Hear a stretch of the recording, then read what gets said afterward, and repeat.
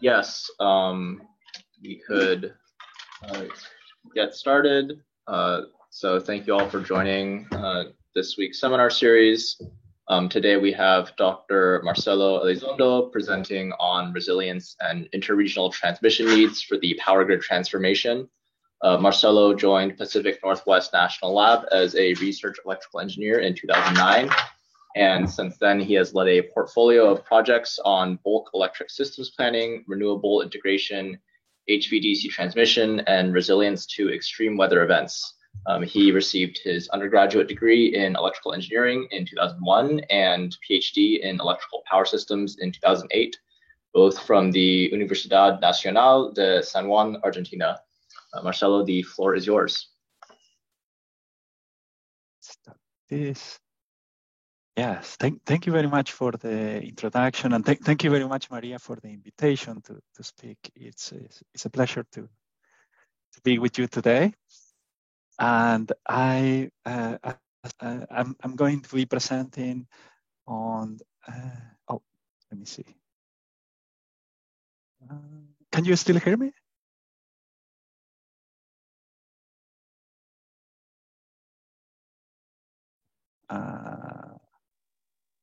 I can hear you.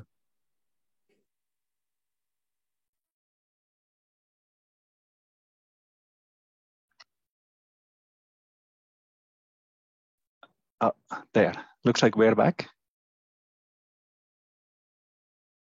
Okay. Can you still hear me? Yes. Yes, we can hear you. Okay. Yeah, something happened. I got a strange message that Zoom crashed or something like this. But okay, let me try this again. Share my screen. Okay. And you can see my slides, no?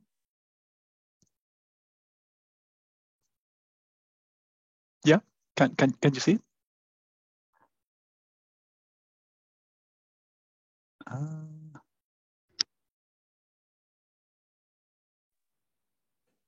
I can see him. Okay, perfect. Yeah, thank you very much. Good. Okay, so looks like everything is stable now. And thanks everyone for being here. Thank you for the invitation to present. It's very exciting always to talk about these topics. As I work at the Pacific Northwest National Lab, and I have been here for about 10 years, and well, sorry, a little more, for almost 14 years now. And yes, and I will be describing some of the work that I have done here in the lab that is related to these two topics, so resilience and also interregional transmission, and how these topics are now very related to the grid transformation, especially for considering the topic of the seminar series, that the changing electric energy systems, opportunities and challenges. So I'm going to try to address some of those challenges in this topic by describing some of the work that I have been doing here, and also some of the work that my colleagues here at PNNL have been doing that is relevant to the topic. So, okay, great. So, so we have as these two motivational slides. So first, there are two examples of the grid transformation that we are observing currently. So the top figure, you can see the EIA information about generation capacity additions to the US grid. And you can see that in the last few years, the majority of the electricity generation additions have been wind, solar, and battery storage, where in the 2023 is projected to be to have 82% of the new generation capacity to come from these three technologies, or wind and solar generation, and also battery energy storage. So, so we are seeing we are seeing already this grid transformation happening. The figure at the bottom is HVDC transmission. HVDC is high voltage direct current transmission. That the installations in the last through history in increments of 5 years, and where you can see a significant increase of this number of high voltage direct current transmission lines that they have the particularity that you can transfer more economically power over long distances, and also it is based on power electronics, so it can be controlled easier, and it presents more opportunities for control in the power system. At the same time, we expect this trend to continue. There are currently 22 states, the District of Columbia and Puerto Rico, that have 100% clean energy goals. So we also heard, you probably have also heard about objectives of having clean electricity by 2035 and clean energy by 2050. At the federal level, there are those objectives being studied as well. So I'm going to present about these two relevant topics. So the presentation is going to be divided in two parts. So the first part, I'm going to talk about interregional transmission and then some modeling challenges with high voltage direct current transmission. And in the second part, I'm going to talk about resilience in Puerto Rico. Yeah. And then hopefully I can leave some time for questions. Let me check the time. Okay, good. Yeah.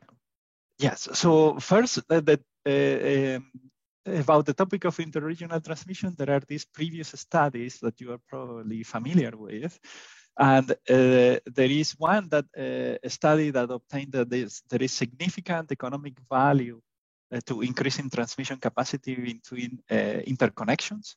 As you know, the electric system in the US is divided in three main interconnections: the Western interconnection, Eastern interconnection, and Texas.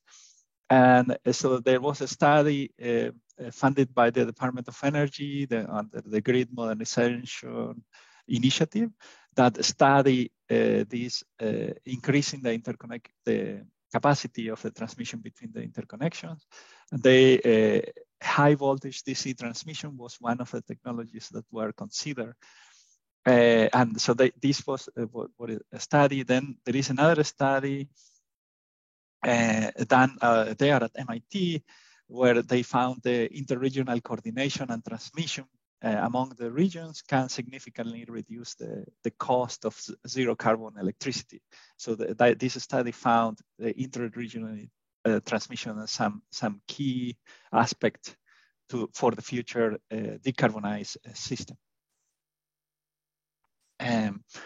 Now, something that is going on currently, there is a project called the National Transmission Planning Study by the Department of Energy. Is currently two labs are working on this project. Is the National Renewable Energy Lab and the Pacific Northwest National Lab are working on this project. In this project, they are also examining scenarios of what happened when you if you wanted to get to zero carbon electricity by 2035. And there are several scenarios that are being studied, and the study has the objective of identifying transmission that can provide benefits and can identify interregional and national strategies to accelerate the decarbonization of the electricity system. And those several scenarios that are being considered are, for example, what you see here in the figure, one scenario considering constrained transmission, expanded alternated current transmission, and then point-to-point direct current transmission, and then multi-terminal direct current transmission. So these scenarios are being, if you update the transmission, what are the benefits that you get when you want to get to zero carbon electricity by 2035? Yeah. So this is a very extensive study that is happening currently. There are, if you go to this link, you can find additional information. There is a public webinar posted there. But it has to do this. What this team is working on is working with models that are used by industry and trying to represent all of these scenarios in those models. And it is a very challenging task, because there are some modeling limitations. In today's presentation, I'm going to talk about one particular modeling limitations when we want to run studies of this scale. Yeah. Another aspect that is happening currently is the offshore wind integration studies. As you might probably heard, there are objectives of integrating wind generation, offshore wind generation. I think it's 30 gigawatts by 2030 and 100 gigawatts by 2050. Oh yeah, that is written right here. Then those are, and our lab is participating in the studies both in the eastern coast and in the west coast. Yeah, there are, in particularly in the west coast, we are looking at modeling simulations of operational scheduling, what is also known as production cost models, as well as initial contingency analysis in power flow and stability studies. And there are several regions being considered, as you see in these maps, and different ways of interconnecting these regions are also being considered. And one of them is by using a multi-terminal direct current transmission system. Yeah.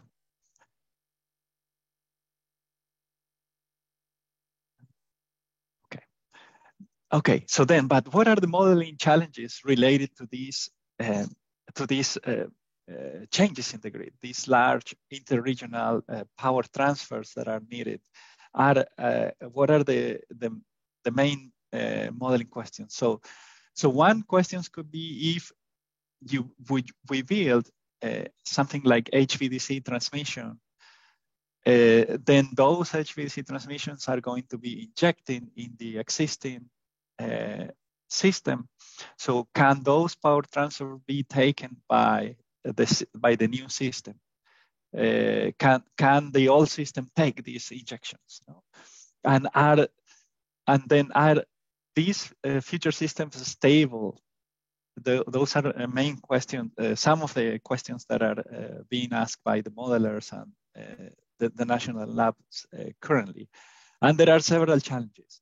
In the case of the stability and power flow studies, there are several modeling challenges. So for example, when we talk about dynamic modeling to study the stability of the system, in the electric industry, we have historically two types of dynamic models. What you can see here on the left is what is called transient stability models or electromechanical transients.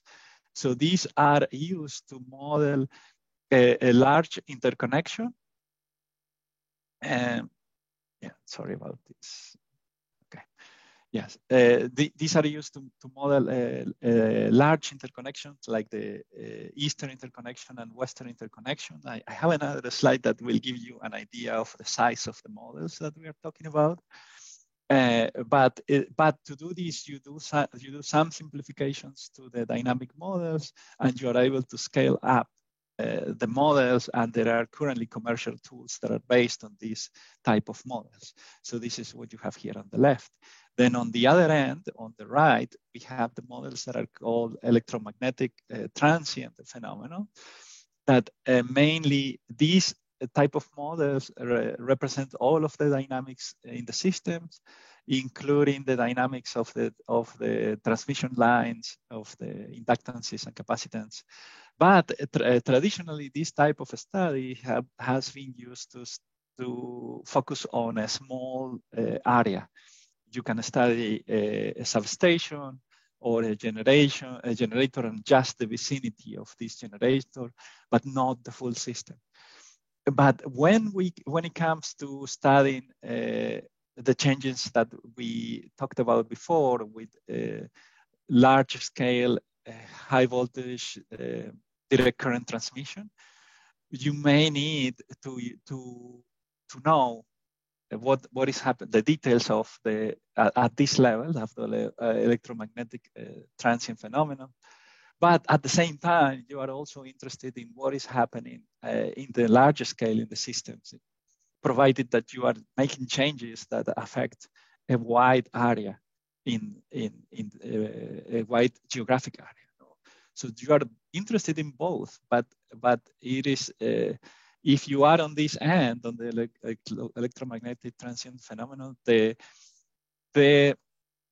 models are very heavy computationally, so it's not practical to run a full interconnection model with this type of model. And at the same time, if you are using the electromechanical approximation, you might be missing details of the power electronics, of the converters, of the high voltage DC transmission. So there are currently also some middle ground solutions where you can put together in a co-simulations these two models. The electromagnetic transient models solves at a smaller time step. The transient stability models solve at a larger time step, and there are some software tools that you can solve the two models at the same time. And well, one of the models will wait for the other to step through. And also there are also some solutions that you can do is just LAMP or reduce order models that you can use. But you start losing some fidelity, and sometimes it's hard to convince the industry when you are making a model reduction. Yeah. So we are now looking at this landscape where there are challenges of modeling, and depending on your purpose and depending on your study, you might choose among these models. But it's still a challenge, and I think it's a research, an open research question still, like what level of granularity of the models are needed and what type of simplifications you can use as the grid is currently changing. Yeah. Let me go to my next one. So then what we have here is an example that we did a few years ago on the transient stability model. So the type of model that you have here on the left. What we did is we took the industry grade model of the Western interconnection and the Eastern and the industry grade model of the Western interconnection. And we put them together. We modify the power flow injections to account for injections from an HVDC overlay. And then we build what we call also a HVDC macrogrid. There are several HVDC lines connected, for which we build a power flow and dynamic model. And then I'll add all of these three models together and obtain a combined Western interconnection model and Eastern interconnection model connected through HVDCs. And this became a very complex model, but allow us to run some simulations. And so here we have some of the examples of simulations. So this is a picture of the HVDC grid that was modeled. In this case, we use a topology that was proposed by MAESO in 2014.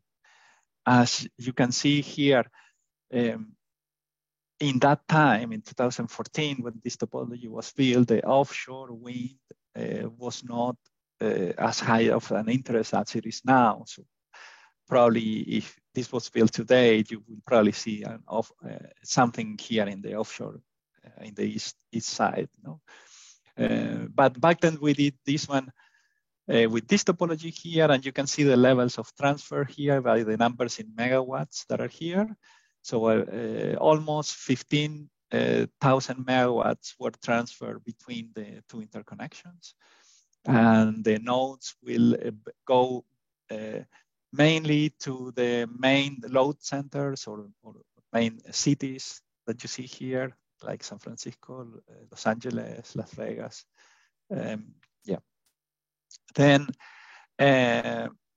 what we also did is we put the detailed power flow model of the Eastern interconnection and Western interconnection, as I mentioned in the previous slide. And then, you can see that to give you an idea, the number of phases of the full model is like 100,000 buses of the model. We have 10,000 generators, just to give you an idea of the size of the model. And with this model, we study things like what happened with the power flows and the loop flows in the AC system after you connect this HVDC macrogrid, that it gets relieved. So there is more space in the AC system to accommodate more transfers. But then another thing is we study this example of frequency sharing between the interconnections. So we simulated a large generator outage in the western side. You can see here in the dotted lines how the frequency goes down when the large generator is out. And the eastern side does not see the transient, does not see that frequency, it just remains unchanged. But then if we put controls in these lines that cross the interconnections, that react to the frequency changes, we can help the Western interconnection improve its frequency, but also the Eastern interconnection starts seeing that contingency, and it's helping the Western interconnection. So you can build through the controls in the lines. You can build a way of sharing the contingency between the interconnections. Yeah. Then what we also did, we study a case where you have the same contingency we had before, but what happened if you could very quickly reschedule the transmission HVDC transmission flows, if you could reschedule all of them to redirect the power to where the generation outage was, and just drawing a little bit from each of the regions. So you could do this because you can control the flow of an HVDC transmission. You can, since it is based on power electronics, you can just tell the line just to give you the schedule that you want, and that change can happen very quick. So, so we assume that we have phasor measurement units in the system, and that we can detect the location of the fault very quickly, I think in about 4 seconds, and reschedule all of these lines in that amount of time, in 4 seconds. And then with the control ramp, we can reschedule these lines. And then we could see that we could still have a good impact on the frequency. In this case, you see without the control is these solid lines, and with the control is the dashed lines. So you can see that you can still get an effect, with a delay, because assuming that there is until the central controller reacts. But you can have an influence on the dynamics of the system. So we can see if you have many of these HVDC lines and you can control them fast, you have new opportunities for control that you perhaps didn't have before. Because of the controllability of the lines and because of the availability of many more lines than are currently present in the system. Yeah. So now let me get to the other topic.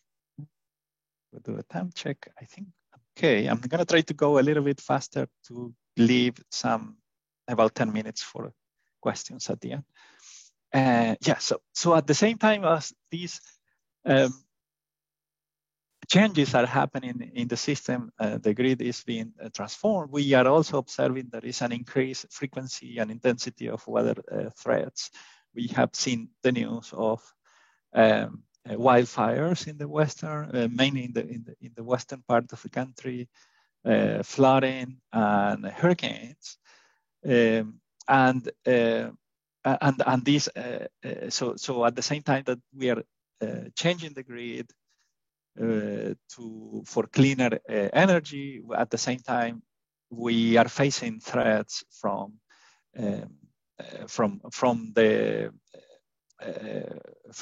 different type of natural disaster threats. So we have to take into account both things. So, and in Puerto Rico, it's a very particular case.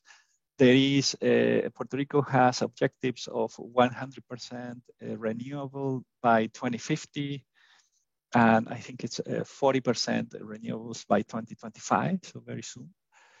And at the same time, you probably heard that there has been 3 major hurricanes in the last 5 or 6 years. In 2017, there were two Category 5 hurricanes that happened within 2 or 3 weeks, September 2017. And last year, there was also a large hurricane that was there in Puerto Rico.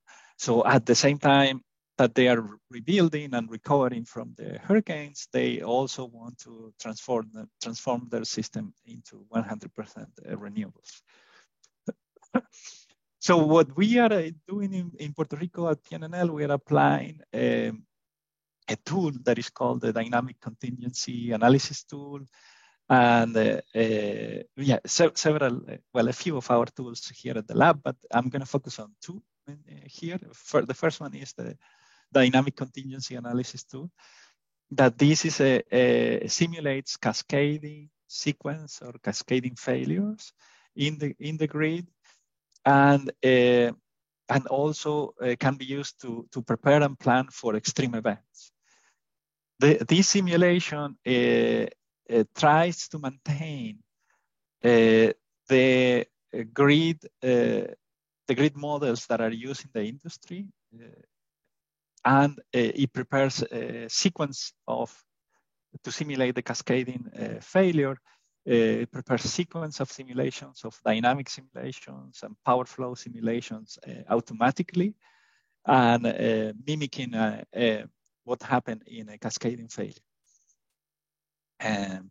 Yeah. So, and what it does is you provide it with an extreme event, and then the tool will simulate the initiating event. That could be a large extreme event, and then it will evaluate. It will first run dynamic simulations where additional things could disconnect in the system as a result of the dynamic simulation. At the end of the dynamic simulation, it will check if there are overloads on lines, or other problems in the system. And then if there is an overloaded line, it will automatically generate a trip of that line. And then it will start the dynamic simulation again automatically. And it will continue in that process, cascading through as more problems are appearing in the system. And it combines the industry-grade simulation tools with also improved models for protection systems. And it gives you a very detailed type of simulation.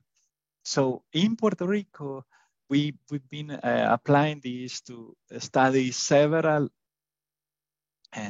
variations of hurricanes.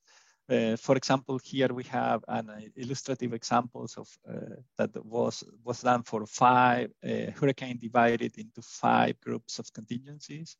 And what we do, we put a group of contingencies first in the system, do a cascading simulation until the system doesn't cascade anymore, and then use that as the initial status of the system for the next group of contingencies.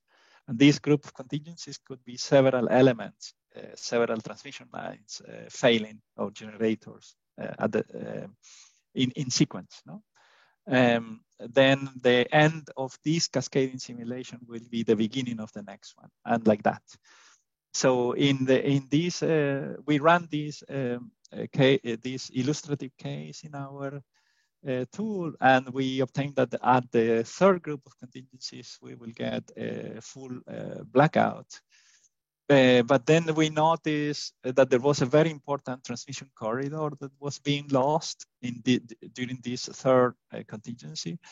So we assume what happened if we assume that transmission corridor is hardened and it doesn't fail.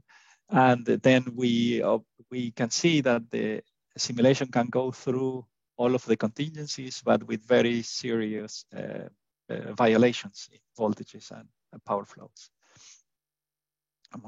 And some, like this, we can run many simulations. I think we more than 78,000 simulations we run, and we currently continue studying the system and running this type of simulations. But then just for illustration, there is here some more figures out of this simulation where we have these 3 steps. We have here some figures for the voltage heat maps. So here, when the colors are green, it means the voltage is in normal conditions. And you can see we simulated the first contingency. And after that, you start seeing some low voltages in blue here. Then after the second contingency, and then after the third contingency, there is a system blackout, and where the voltages are very, very low across the system. Yeah, so good. Then if we consider that hardening situation that I mentioned before, then you can go through all the sequence of contingencies, but you end the 5th set with very serious voltage and some flow violations too that you can see there.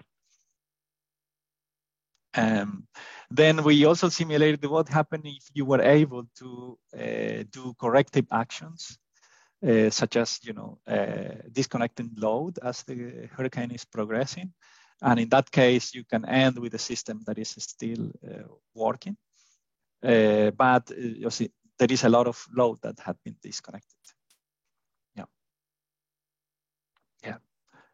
So then the tool also has, you can go in detail. You can take one simulation. You can see the voltage heat maps like the ones that I showed before. Take one instant of that cascading sequence and zoom in, look at the voltage problems, then examine the dynamic of the system. You can take one particular part of the simulation and look at the variables, look at the voltages, the machine angles, machine speeds. So you can go very in detail.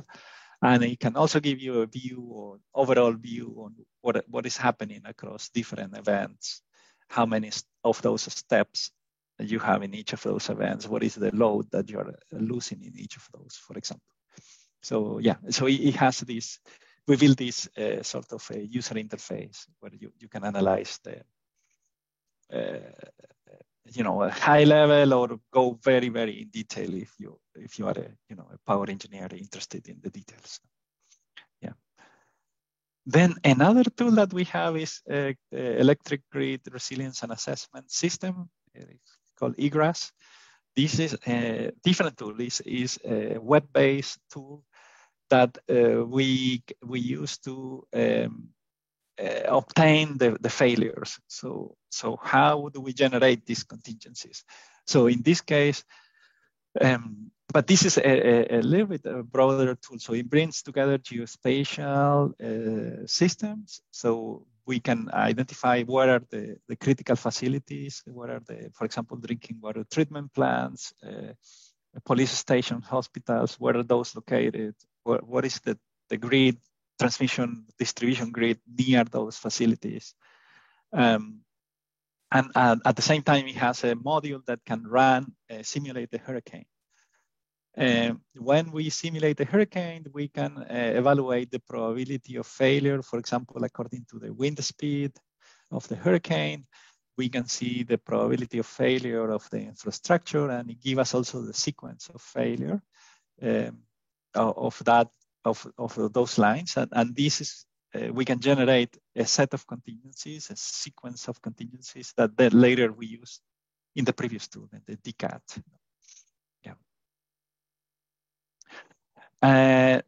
Some challenge that we found during our work is that to study resilience, we need to have a diverse data set. We need to analyze a diverse data sets, and data sets that are usually not put together.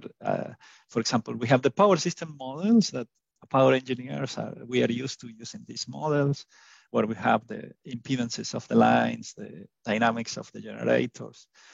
But now for resilience, we need to relate these models with the infrastructure location, so geospatial location of infrastructure and characteristics. It is also very important to learn from historical outages, learn and adjust the models from the historical outages. And at the same time, the protective relays are very important also to model in this. And these data sets are usually disconnected. So there is a lot of work that we do in putting these data sets together. Tools like eGRASS can help us a little bit on this, but it's something a big challenge that we know, that we see in this type of work. Then, as I mentioned before, we have the tool eGRASS provide contingencies to DCAT. It currently covers hurricanes. We are also in other projects considering, we have other tools at PNNL that, for example, analyze wildfires. Also, two tools that analyze flooding threats. And so then potentially we can also connect these other threats with the grid models through eGRASS, for example. Yeah. Then, yes, another effort that we are currently working also is what is called PR100, is helping Puerto Rico transition to 100% renewables. This is a multi-lab effort. Is led by NREL, the National Renewable Energy Lab. Other lab participants are Sandia National Labs, PNNL, Argonne National Lab, Lawrence Berkeley National Lab, and Oak Ridge National Lab. So on these, we are doing a series of studies. They are all connected. We have a very active stakeholder engagement where we consult with the stakeholders, with community leaders, and with community in general to guide the study, and also to help us gather data. And we also are interacting a lot with the utilities in Puerto Rico. We have an activity that is called scenario generation, where we look at the different ways that Puerto Rico could get to 100% renewables. Impact modeling, that is both a power system analysis model, distribution analysis, and also economic impacts. And in this part, at PNNL, we are leading the bulk system analysis and the resilience analysis at the bulk power system level. But this is a very exciting project because it's, there is both in Puerto Rico, there is the urgency of getting to the 100% renewables, especially because several of the old thermal generators are about to retire. And there is also the urgency of helping people go through the different hurricanes that they are getting. So it is a very exciting project here. Yes, but then Jan, now to finalize and leave some time for questions, I can say that I covered the interregional transmission that is seen as key for grid decarbonization. However, there are several modeling challenges. I discuss modeling some of the modeling challenges for transmission, power flows and dynamics. There are others too. There is also, we talked about the resilience of the transmission system, that we need different type of multi-domain analysis and tools, and also diverse data sets that need to be combined. And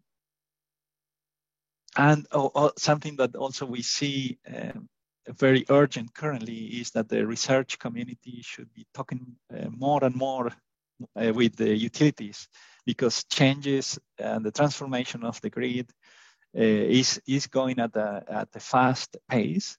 So we in the research community, we can come up with good solutions, but then we need to make sure that those solutions get implemented in the field on a timely manner. So it's a very so it's a very exciting time. This, as I put there, a very exciting time to be a power engineer in general and a researcher as well. So yeah, so I think that I can end the presentation here and leave some time for questions.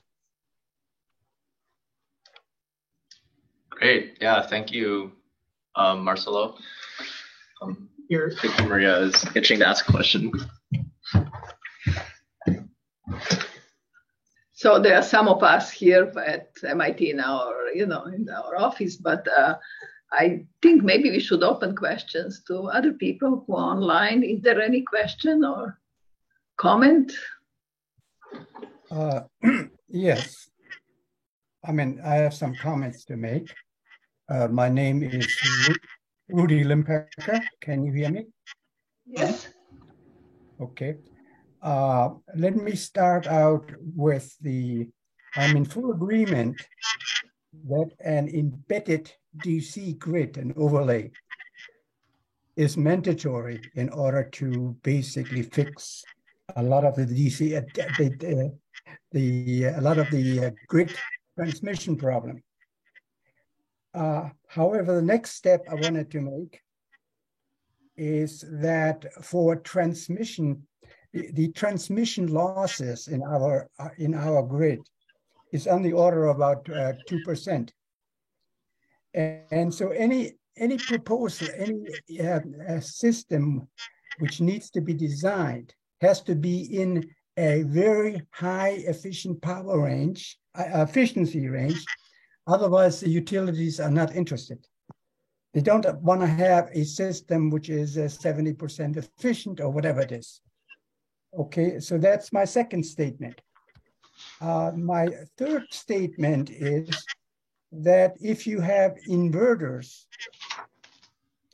or whatever you will call it, converters, and you're using a 6.5 kilovolt IGBT or any similar switches, the switching frequency, which is required for reconstruction and whatever, has to be very, very high.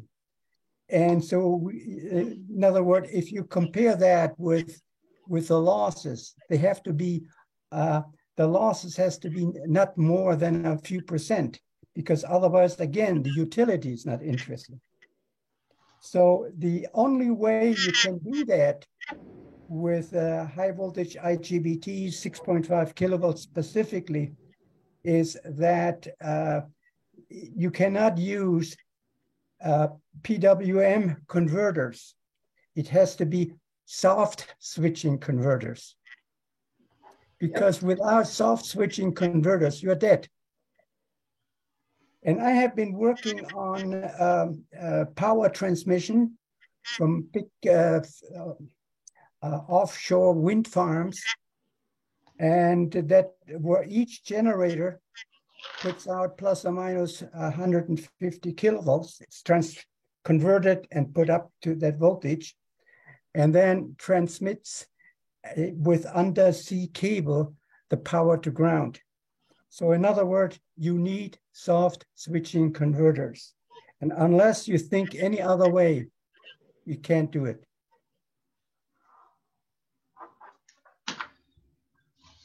Mr. Speaker, comments? I mean, that's my comment. And as I said, modeling is very, very important. But you also have to have the right equipment. Yeah.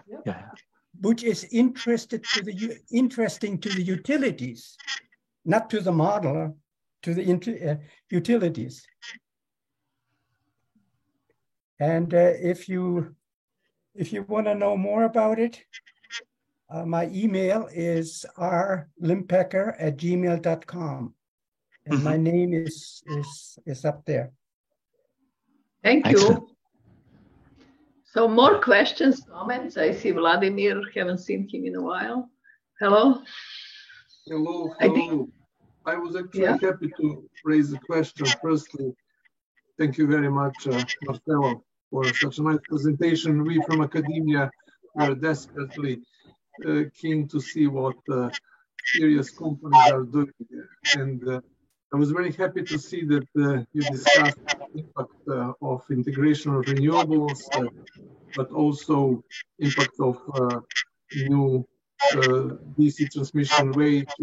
Naturally, your focus was not on the way how this transmission and how the operation of electronics-based devices is based. But I'd like to ask you a question. Your company, the perception of resilience is one, and the perception of reliability is probably another. How do you link these two together? Because these are statements in which the point is that resilience is reliability. But I'd like that you discuss a little bit this point, please. Yes. So how do we see reliability and resilience? Yeah, I think in my mind, it's the difference could be that reliability has been traditionally focused on the credible contingencies or the most sort of common contingencies, N-1 type of contingencies. You lose one element or two. I think NERC has an N-1 criteria too. This is security. We traditionally link security as N-1 to eventually 3 in extreme cases. And based on discussions and conversations with colleagues, resilience has to deal with N-20. Or it could be, or resilience could be an extreme event, something that doesn't happen often, a low probability but high impact event. Yes. And then and reliability is more related to the day-to-day, and it could be the security aspect, but there is also the adequacy part. So you have to have enough transmission and enough generation to supply your load at any moment. According to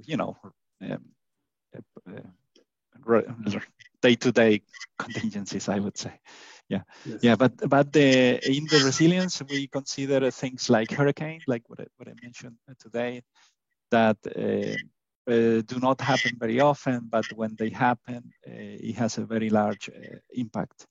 And then there is the questions of what do you do to plan for those, and how much investment you do in your grid. That because it's impossible also, or it's very, very expensive to harden all of your grid and minimize the impact of these extreme events can be very expensive. So then there has to be a design or several aspects to design the grid. Yeah.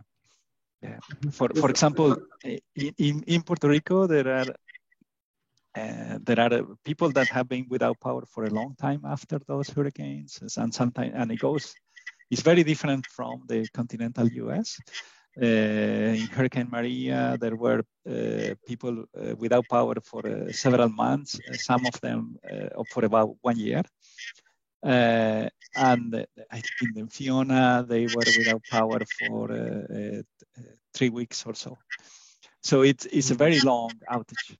So then you ask people in Puerto Rico, they want to have their own solar and battery solution to be, whenever there is a hurricane, they are able to be off-grid with just keeping part of their loads on. And that seems like really, really important to them. Yes. But then for the utilities, if everybody puts their solar, rooftop, and battery, then how do you keep this system together? That's another big question. I like that you, if I could just mention, I like that you pointed out the importance of our system protection and modeling of protection in this whole activities, because protection can help in system not to go into insecure or alert state, or very equally important in the system of in the process of system restoration. What I also would like just to ask the last question, the selection of contingencies and cascading events. Have you been using your experience or some extra knowledge? Yeah. So yeah, what we have is for the cascading simulation, we use a tool, the tool, and it automatically cascades according to what is happening in the system. But you need to have the protection system model.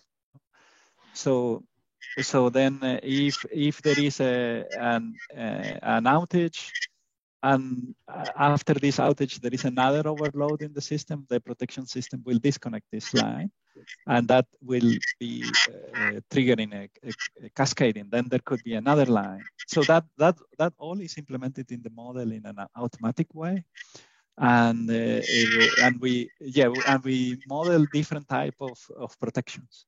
So yeah, so we have some of the protections that will act fast, like the under frequency load shedding or over speed for the generators. And some other, like the thermal protection of the lines, will act slower. Those are also considered in the tool. Yeah.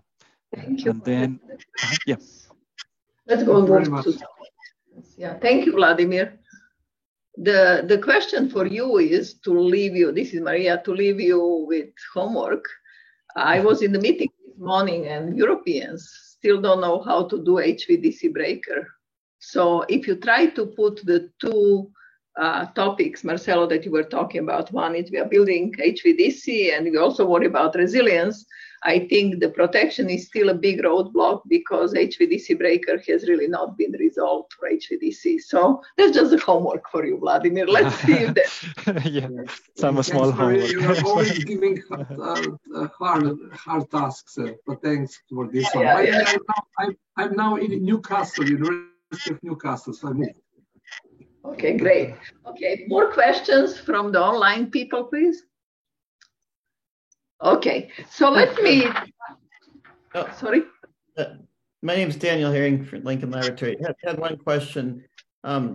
Frequently there's multiple contributing factors whenever there's a power event. The power is, air conditioning is kicking on, the grid is under stress, and that's what causes a generator to fail or whatever, or the line to trip.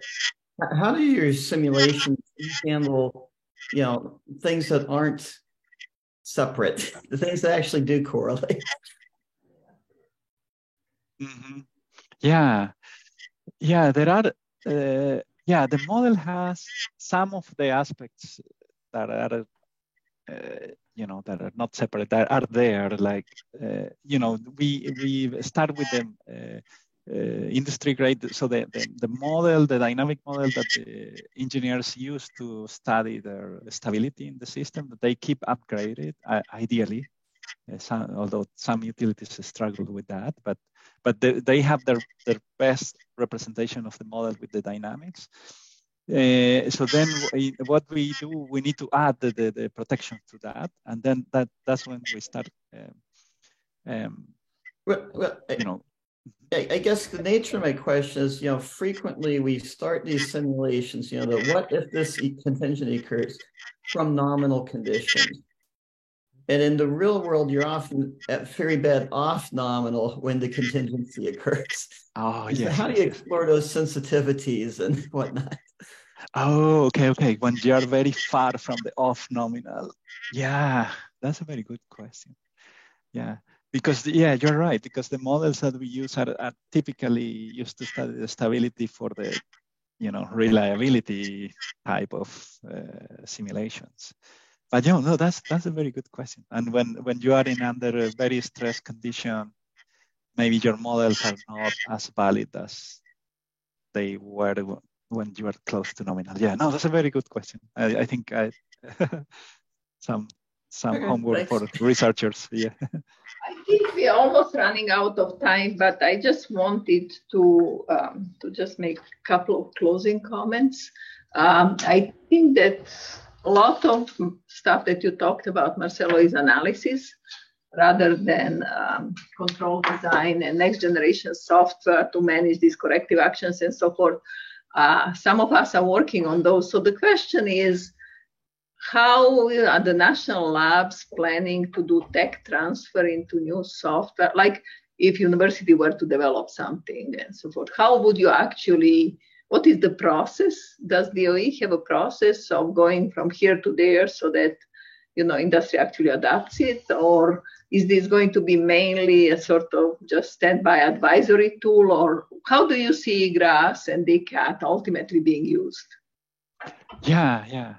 So there are, what we do, the tools that we develop, they can have a different type of licensing. I think eGRASS, it's all web-based. So when we provide the access to the utilities, the only limitation is the data. Sometimes data is very sensitive, so we need to limit the people that can access that.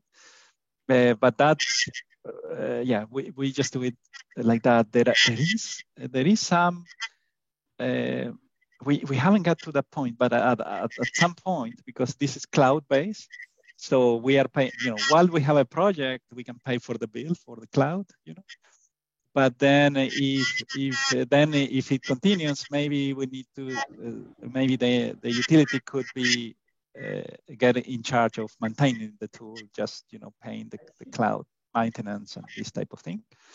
But that can be done.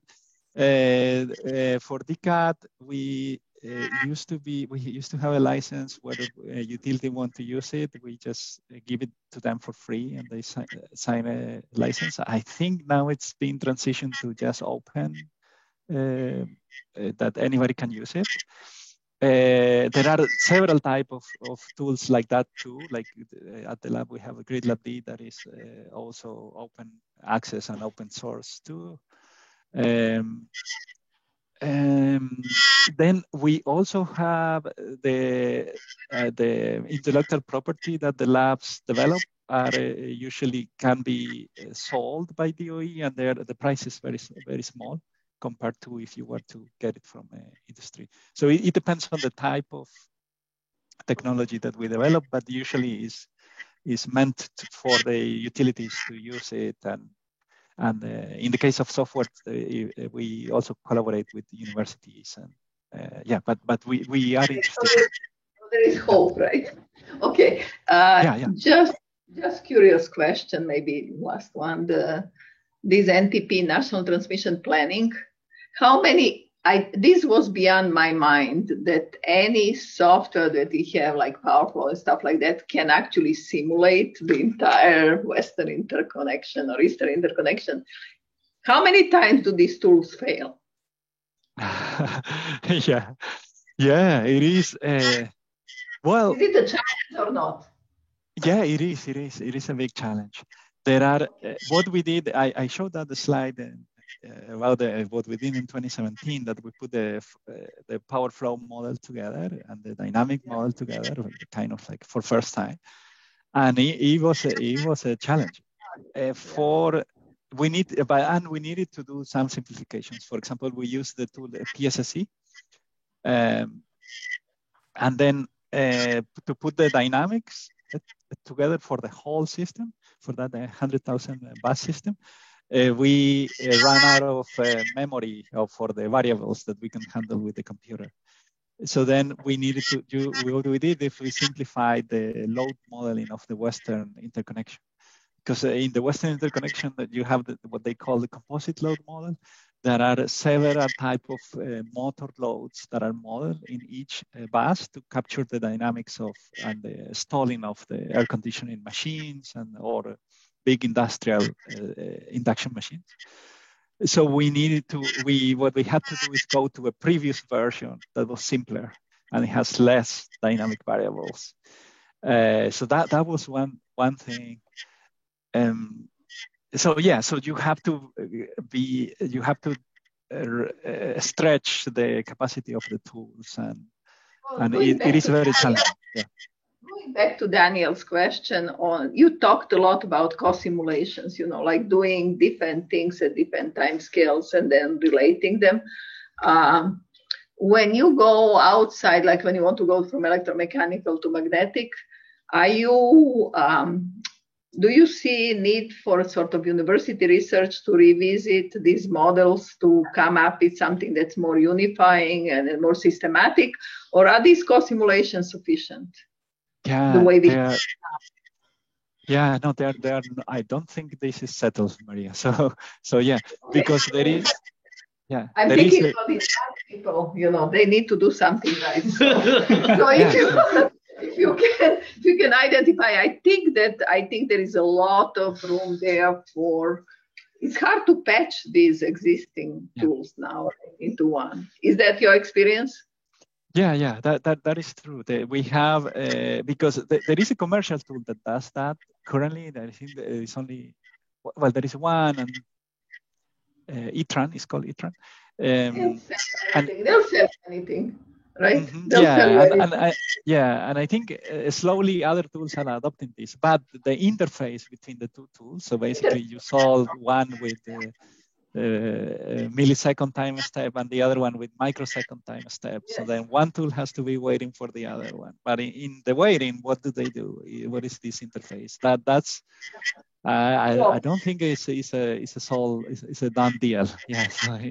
And similarly, we observe because you have renewables. Now there is a lot of variability in the system. When you have production cost models, so when you're solving series of OPF, or optimal power flows, you are solving hourly power flows. But then you want to study the stability of the system. You might be interested in obtaining several initial conditions for your system.